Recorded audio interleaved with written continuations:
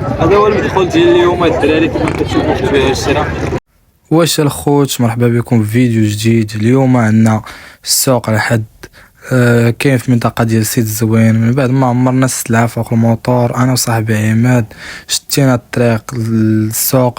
اليوم ما كانت الحرارة شوية، هاد السيمانة دازت كان الحرارة انا في مشيت مراكش الحمد لله. واخا الحرارة واخا الشتاء واخا كما كان الجو غادي نخدمو غادي نيسرو ان شاء الله الرحمن الرحيم.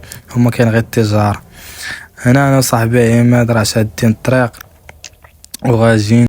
وصلنا للسوق ودبرنا على بلاصه ديالنا وسط السوق مع الناس اللي تيديروا في الراشة وداك الشيء.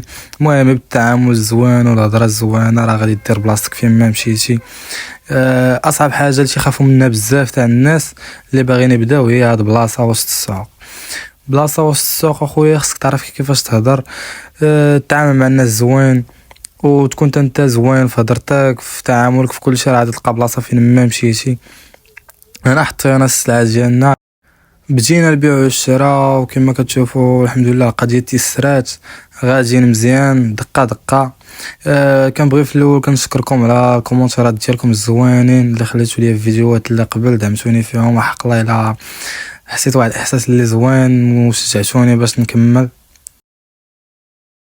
هنا كتوصل الوقيته ديال اننا صافي كنجمعو، وصلت تقريبا شي 9:30 شدينا الطريق ديالنا للدار، نحطو السلعة ونرتاحو. غدا ان شاء الله الرحمن الرحيم غادي يكون فيديو واحد اخر.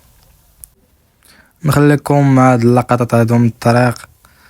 طريق للدار بعيدة شوية، كتكون واحد 12 كيلومتر تقريبا بين الدار والسوق.